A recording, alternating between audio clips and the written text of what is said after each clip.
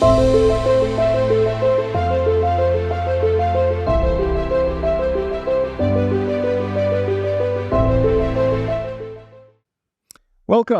to Intentionality with Paul Kempf, the podcast where we explore the possibilities and opportunities that can be created with a more intentional life. If you like what you hear, what you see, please follow, please subscribe. Please share on any social media that you are listening to and watching this podcast. Today I want to reflect again a bit. We've reached episode number 20. Yay! A big achievement, and you'll understand why I'm so happy in a moment. This podcast was started in 2023, but the idea for this podcast came from many years ago. And I'd like to share with you today some of the reasons why I decided to start a podcast. It all started with something that we started in 2015 in FFG, the company I work for. It was called Friday Morning Communications. And what we did was we got everybody together, all of the staff together in a boardroom. All of the different boardrooms in the different branches was connected on Teams, and we spent half an hour with all of the staff on different topics, telling them what was going on in the company, informing them of important things that they needed to know. And once a month, on a Friday morning, it was my privilege as the MD of the company to talk to the staff on how the company was performing. Now, the idea behind these Friday morning communications was to increase communication to staff, to increase transparency in the company, to increase trust. And this worked incredibly well. It's something that I can recommend to any company to try out.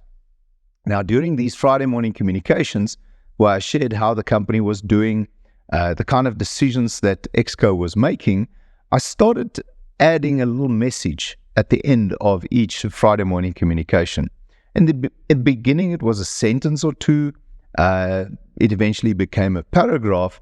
And then after a couple of years, it started becoming a fully fledged talk where I would try and find something that was interesting, something that I thought would be relevant to the staff at that point in time, something that could be motivating and inspiring.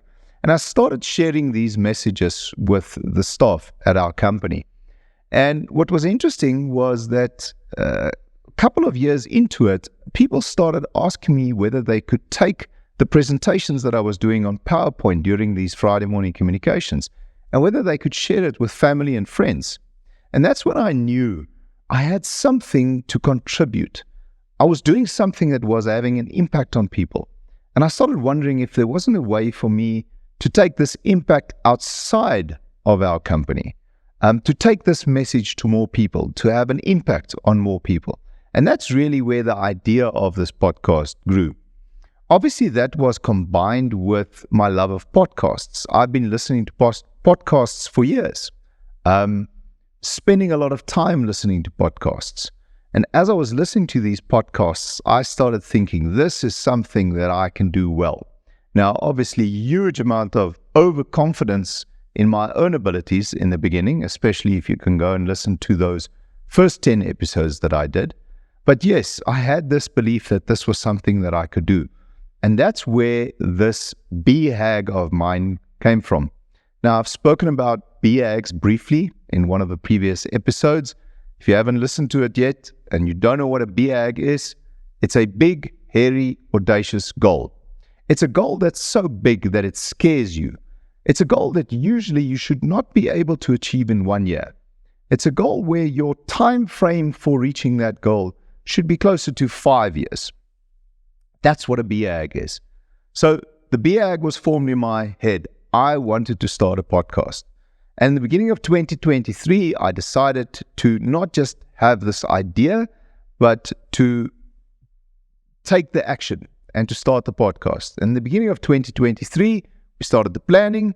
We got a name. I was very intentional about the name, Intentionality with Paul Kempf. We started creating the content and the format, and in October of last year, we started recording the first episodes. And on the 15th of November, we released the first podcast and first YouTube video on our channel. Now, I've spoken to you about this before when I did a reflection in episode 11, where I said I don't think those first 10 episodes was quite what I had in mind. But in fairness, the topic was financial literacy and managing your finances and debt. And that is quite a challenging topic to keep interesting, to not be boring. Now, I could have stopped doing the podcast after those first 10 episodes because the reception of those first 10 episodes was not that great. We didn't get the traction that we wanted for those first 10 episodes. But I was absolutely determined not to quit. That's why I want to share some statistics with you, statistics that I already spoke about in one of the earlier episodes of the podcast. But I want to repeat it here. The statistics I'm referring to is called the top 1%. It is estimated that there's about 2 million podcasts in the world. Can you believe that? I thought that's a crazy number. 2 million podcasts. But here's where it gets interesting. Of those 2 million podcasts, only 10% have ever made it past episode number 3. Can you believe it? Episode 1, episode 2, episode 3, somewhere there, 90% of all podcasters, 1.8 million, just give up. So if you are able to produce and release more than 3 episodes, you're already in the top 10% of all podcasters in the world. We take it a little bit further. The statistic says that if you can get past 20 episodes, and let me remind you again, today is episode 20, you are actually in the top 1% of all podcasters in the world. That means you are not competing against the 2 million podcasts that has ever been released. You are competing against 200,000 podcasts, the top 1%. Now, if we take these statistics, I couldn't find the same statistics for South Africa, so I am extrapolating. I'm not sure if this is accurate. But what I did find is that there's about 8,000 podcasts in South Africa. So assuming the same statistics, this means if you get past 20 episodes and you're in the top 1% of podcasts originating in South Africa, that means you're really competing against 80 podcasts. And I'm sure I can do that. So yes, I am exceptionally excited about the fact that we did get to 20 podcasts, and I assure you I'm not quitting now, and we're definitely going to do some more. Now, we've spoken a number of times about intentionality in the last 20 episodes. It's after all the title of the podcast. And I've given you the definition of intentionality many times. The one thing I've never done is spoken to you about the definition of intentionality in Afrikaans. Now, why on earth would I want to do that in an English podcast? It's because the word for intentionality in Afrikaans is such a good description of what we are actually trying to achieve. So the Afrikaans word for intentionality is doelbewustheid. Now, don't worry, I'll translate as we go along for our non-Afrikaans listeners and viewers. The word doelbewustheid, the first part is doel.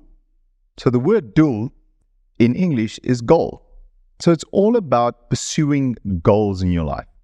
The second part of the word, bewustheid, is about awareness. So it's about being aware of your goals. And I love that definition. Doelbewustheid, intentionality, being aware of the goals that you have for your life, the goals that you are pursuing in your life. And speaking of goals, I want to share with you how reaching this big, hairy, audacious goal in my life have changed my life. How I have learned lessons from the journey we've been through in the first 19 episodes. And I want to share with you today 5 lessons that I've learned on this journey that I think can be applied in your life as well.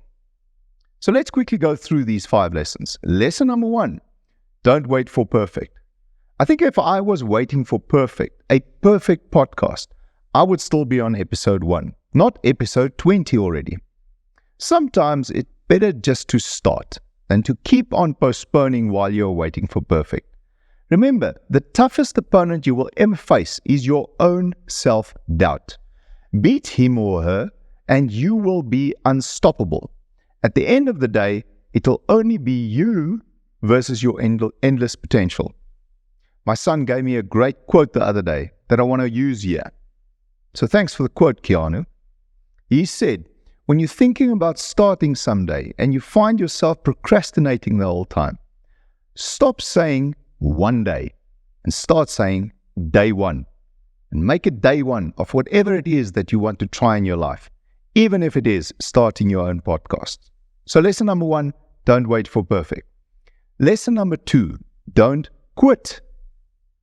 If you don't quit, like I have done after episode 10, if you keep going and you get to episode 20 of a podcast, as I've explained to you, you're already in the top 1%. It's a rarefied atmosphere filled with the non-quitters.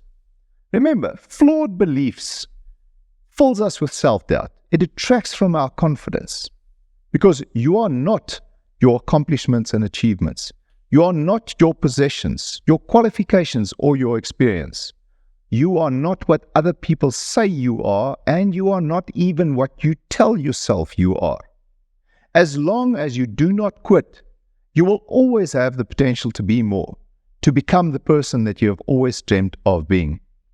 And while you're getting there, while you are on that journey, give yourself some credit for your intentions, for the power of your intentions, for the power of an intentional life. So lesson number 2, don't quit. Lesson 3, dream big. I've already told you, this podcast is a BHAG I have accomplished. Set yourself some BHAGs. Start dreaming. And when you dream, remember, dreaming is free. So you might as well dream big. You know, I've been told many times in my life that I need to be more realistic. My nature is being optimistic. I am an eternal optimist. I try and find the good and positive in every situation, in every interaction I have. That's my life. That's how I live it. And that's why I think a lot of people have told me to be more realistic in my optimism sometimes. Well, I'm here today to tell you to forget about being realistic. Our culture have conditioned us to be realistic. I think that's why people would often tell you to be more realistic. But just think about this for a second. Who are the people in your life that you admire? Who are the people that you look up to? Now, if you have this picture of the people that you admire, that you look up to in your head, can you describe them to me? Would you describe those people as realistic people? Or would you describe them as big thinkers? I would bet the word realistic did not even come up in your head when you thought about these people that you look up to. Remember, if you start thinking big, you expand what you are capable of what your capacity is. Extremity expands capacity. So lesson number 3, dream big. Lesson number 4, keep your promises that you make to yourself. Remember, your thoughts can create or destroy your confidence. And if you keep on breaking promises to yourself, it will inevitably start affecting your confidence and ultimately your performance. The podcast was a promise I made to myself. I'm going to pursue this BHAG and I'm not going to quit, even if in the beginning it isn't what I wanted it to be. It's a promise I kept to myself. But I want to give you a more practical example of how people break promises to themselves on a regular basis and what the consequences of that can be. And let's use a simple example. Let's pretend tomorrow morning you want to get up at 5 o'clock. Remember, we've spoken about that 5 a.m. club a few episodes ago. You decide tomorrow morning, I've got lots to do. I want to achieve a lot of things in my day. So you set that alarm clock for 5 o'clock. Remember what you are doing here. You are making a promise to yourself. Maybe it's an unconscious promise. But you are making a promise to yourself that you will get up at 5. And what happens most of the time? When that alarm clock goes off at 5, hit the snooze button. 5:15, hit the snooze button. 5:30, hit the snooze button. Do you know what?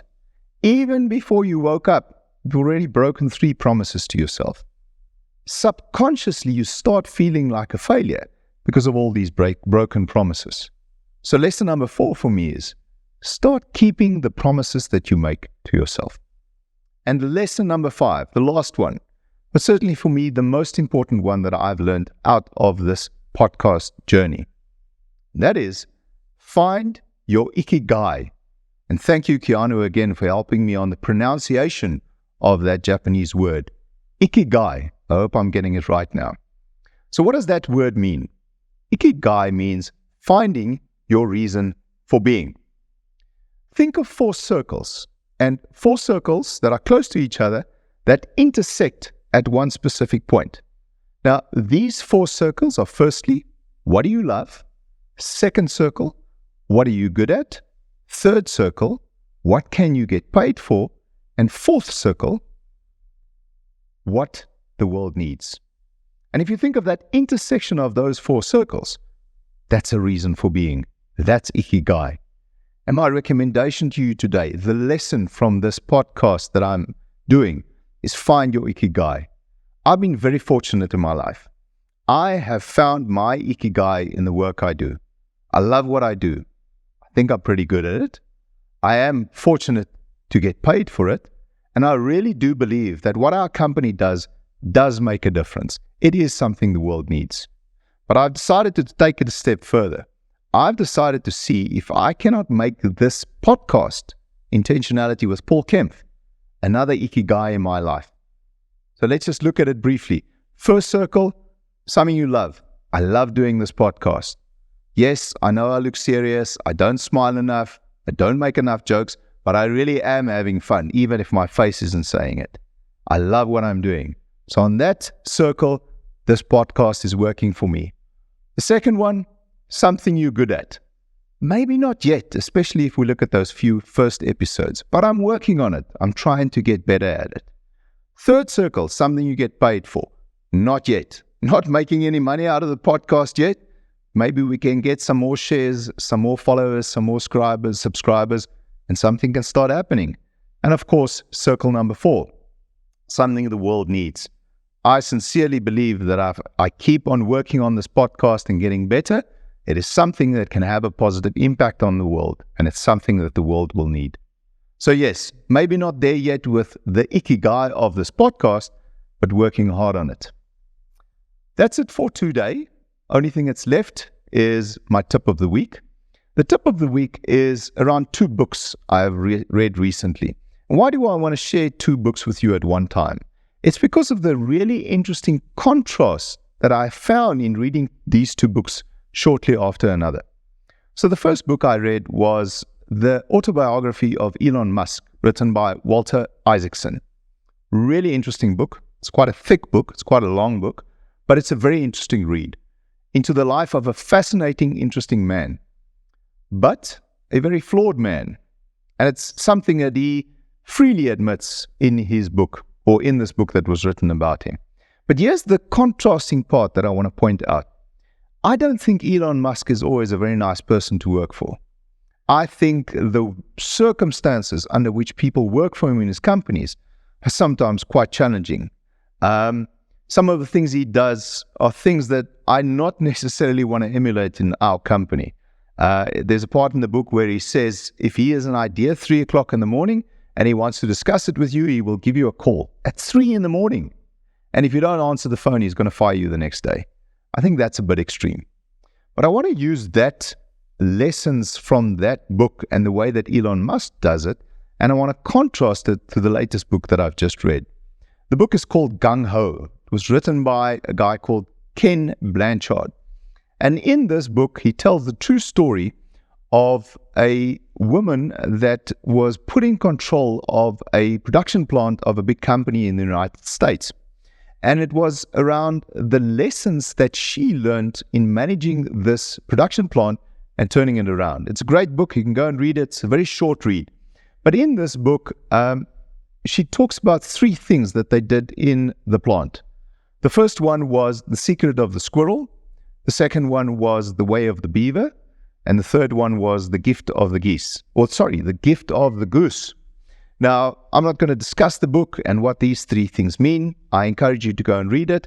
The important thing I want to say is this book spoke about how important it is to look after your people and to create an environment for the people at work where they feel appreciated, where they feel as if they're doing worthwhile work. And why am I mentioning it in the same story as Elon Musk? Because it felt to me to be the exact opposite of how Elon Musk runs his companies. Now, I'm not for 1 second saying today the one is completely right and the other one is completely wrong. What I am saying is there are different models out there for reaching success. And I think the important thing is if you read a lot, if you read things like this Elon Musk autobiography or this book Gung Ho, you start to get a feeling for what are the things that you could potentially do in your company, that you could potentially do better in your workplace to create an environment of success and a culture of success in your workplace.